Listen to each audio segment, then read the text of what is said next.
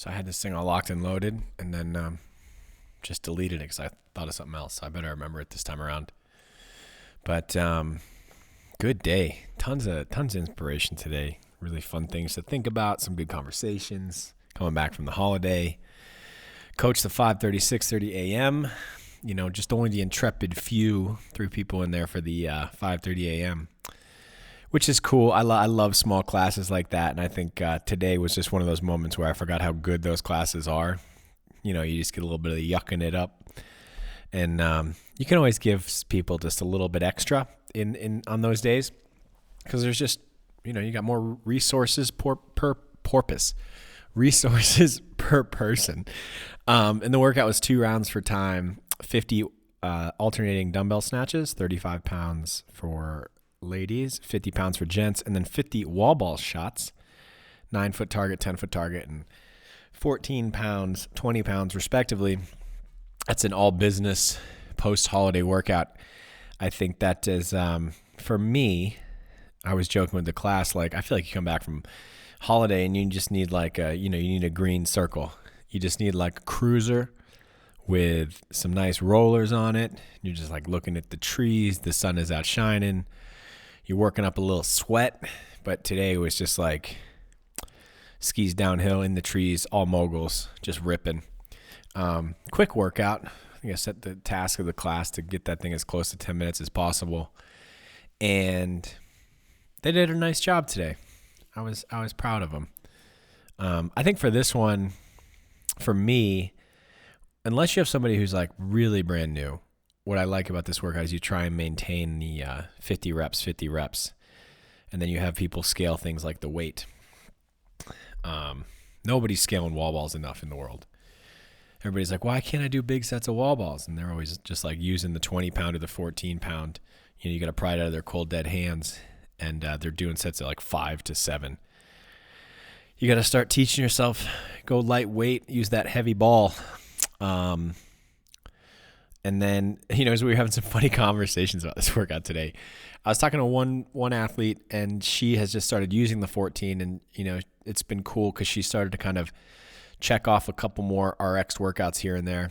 So it's always neat to see that progress, especially with athletes who listen well when you give them advice on how to scale and what the purpose of scaling is and targeting weaknesses. So it's always pretty rad.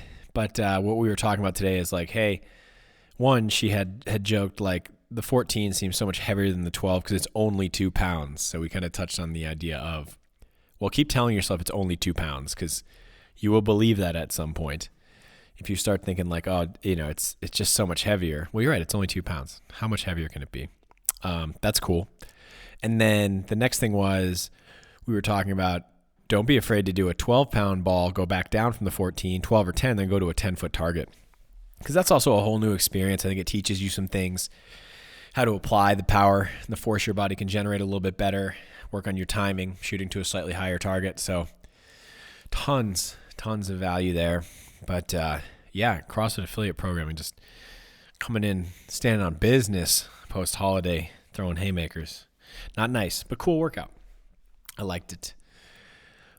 Taught me some good lessons today. What else? Oh, and then so the workout, I don't know where I was going with this. The workout, I probably have to re-record this one too. I did the workout today alongside a buddy of mine who I work out with pretty frequently. And he started off just guns blazing. He was just gripping and ripping that dumbbell for the first set of 50. And in most workouts, I'm kind of more like a tugboat than a race car now. But I felt like I was just trying to keep a consistent pace, get as big as sets as possible. And I think he beat me off the dumbbells to the wall ball, and he maybe even got a couple wall ball in. But then I smoked him. No. I ultimately did pull ahead of him, but that's not what matters here. I just, needed to pat myself on the back, take the wins where you can get them. But he started out really hot, and we were talking about that after the workout. It's like the way you started out was like wild, man. Like that was an unsustainable pace. And he kind of said, hey, I wanted to come out and crash and burn. And, coming off the holidays, he's like, I kind of want to just feel that, like push myself to that place of where it's really hard to make the decision to do another rep. And he did that successfully today. And it's funny because I think sometimes we get so roped into the idea of like, I got to have the best score on the board. I got to have the best strategy. What's my setup for the workout? Is everything really efficient? And it was funny because Cassandra did the workout, and I beat her 2-0 today. I'll just take shots at people who aren't here to defend themselves because that's the brave thing to do. But I asked her, I was making fun of her because she told me her time, and I told her I beat her, and then she told me her time, and I said, hey, did you do 3 rounds instead of 2? And then she hit me with, I did 2 rounds with wall balls to a 10-foot target, so she went higher target. And then she said, I did a competition layout where I had to move the dumbbell every 25 reps. So she basically just BD'd me right there.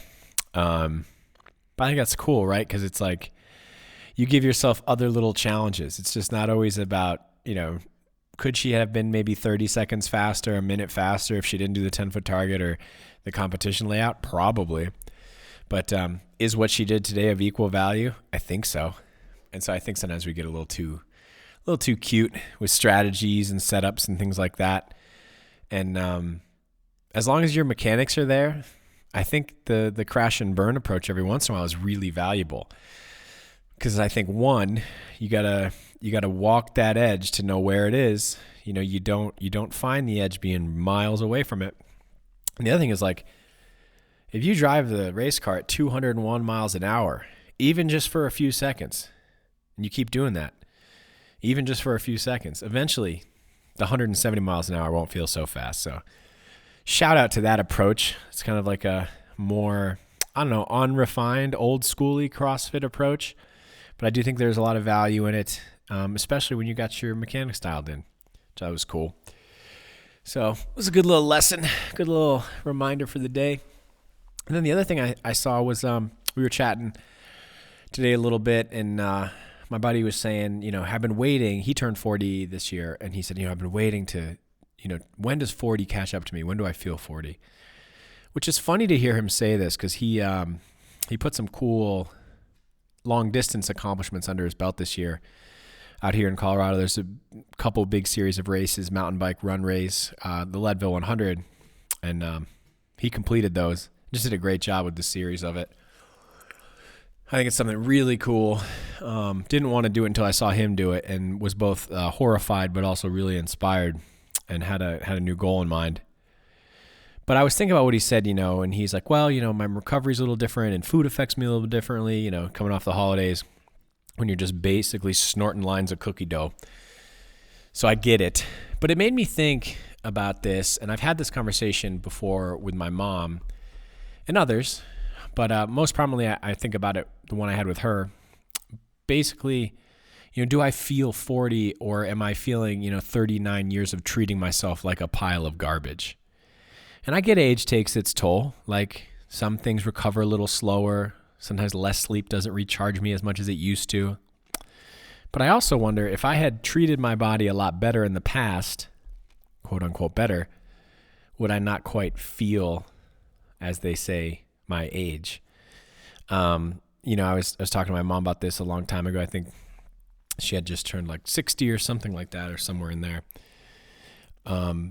And she said, James, I don't feel 60. And what she was implying was, I feel, much younger than that, healthier, fitter. And I thought to myself, maybe you feel exactly like 60 could feel or should feel. And I try and think about that a lot as I gain some experience in years. What am I doing right now to contribute feeling as good as I do now a couple years down the road? Because I'll tell you, and I don't regret it, but I look back on, how I fueled the car in the past and how I drove it. And there were a lot of times I, just took giant dumps in the gas tank and tried to hit every damn pothole I saw on the road. And now I think to myself, God, sometimes the car feels really beat up.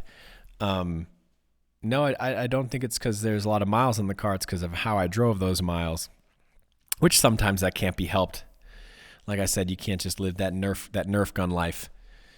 But I do think about it a lot, and I think it gives you a little bit more control over your life, which I think is important, at least a path forward. And that also makes me think of something else I want to talk about today, but I'm already at 10 minutes. We zipped it. Oh man, I had so many other things to touch on. Okay, 10 minutes. We're going to hit some good stuff tomorrow. And both topics, I think, maybe in the next couple days, deserve a little bit more attention and studying up on my end. So all business workouts post-holidays are cool, even though I prefer the cruisers. And, take care of yourself. Don't always blame the age, but respect it. And see you guys tomorrow.